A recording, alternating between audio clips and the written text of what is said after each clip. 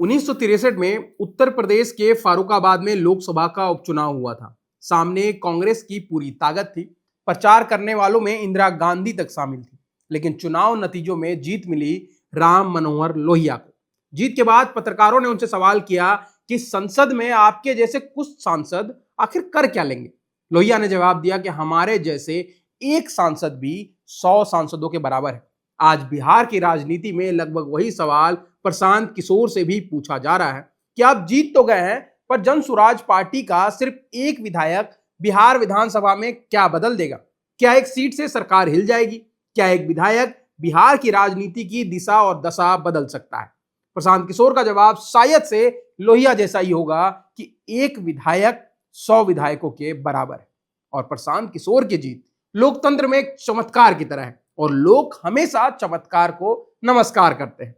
इसके साथ बांकीपुर विधानसभा उपचुनाव में प्रशांत किशोर की जीत सिर्फ एक नेता की पहली चुनावी सफलता नहीं है, यह कहीं ना कहीं बिहार की उन पुरानी राजनीतिक धारणाओं पर हमला है जिनके सहारे बीजेपी और आरजेडी वर्षों से अपने वोटरों को लगभग अपनी संपत्ति मानकर चलती आई।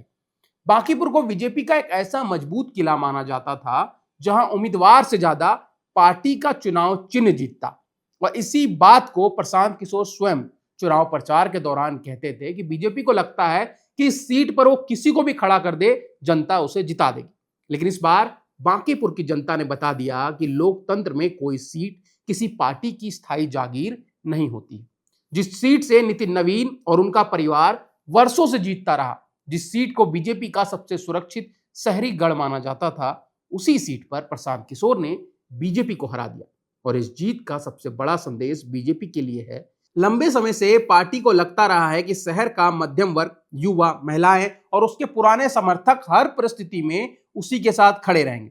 लेकिन बांकीपुर के नतीजे बताते हैं कि मतदाता समर्थन दे सकता है, मगर गुलामी का पट्टा लिखकर नहीं देता है।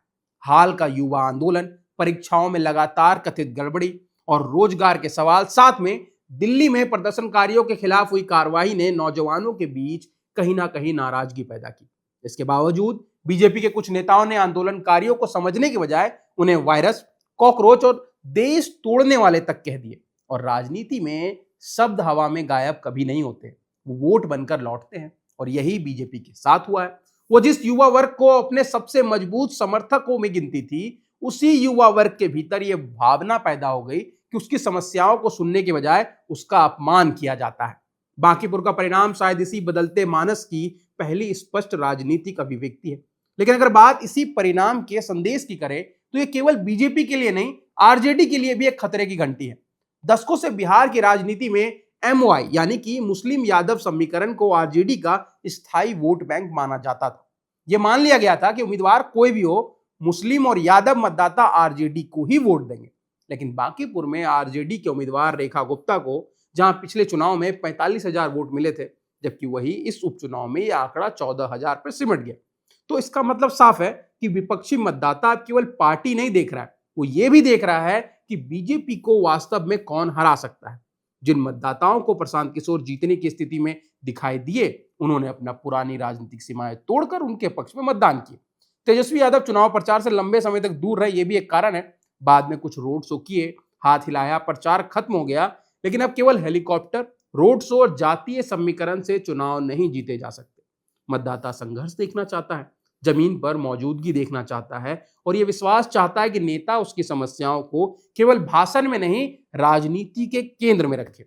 और प्रशांत किशोर की सबसे बड़ी ताकत यही बनी कि उनके पास कोई पारंपरिक वोट बैंक था ही नहीं, लेकिन उन्होंने अलग अलग वर्गों को एक मुद्दे पर आपस में जोड़ दिया।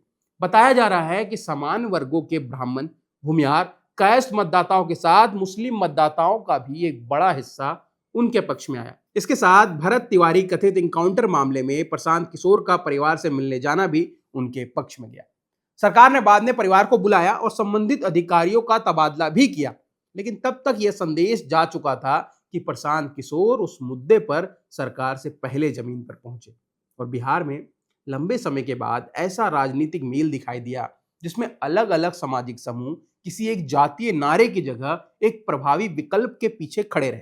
प्रशांत किशोर की राजनीति इसीलिए भी अलग दिखती है क्योंकि वो खुद को ना पूरी तरह से हिंदुत्व की राजनीति में रखते हैं, ना ही केवल सेकुलर बनाम कम्युनल वाली पुरानी बहस में पड़ते हैं।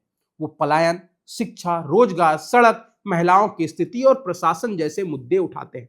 ये मुद्दे जिनसे बिहार का हर परिवार किसी ना किसी रूप में जुड़ा है। बिहार का नौजवान नौकरी के लिए राज्य छोड़ता है, माता पिता बच्चों की शिक्षा के लिए परेशान रहते हैं, महिला सुरक्षा और सुविधाओं की कमी झेलती है। इसके साथ प्रशांत किशोर ने जो चुनाव को सरकार बनाने या गिराने की लड़ाई के रूप में पेश नहीं किया ना, ये भी उनके पक्ष में गया।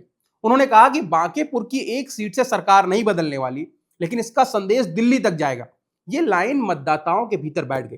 लोगों ने सोचा कि जब सरकार नहीं बदलनी है तो कम से कम सत्ता को एक कड़ा संदेश तो भेजना ही पड़ेगा। और यही कारण है कि बीजेपी और आरजेडी दोनों के समर्थकों ने अपनी पार्टी की लक्ष्मण रेखा लांघ कर प्रशांत किशोर को वोट दिया।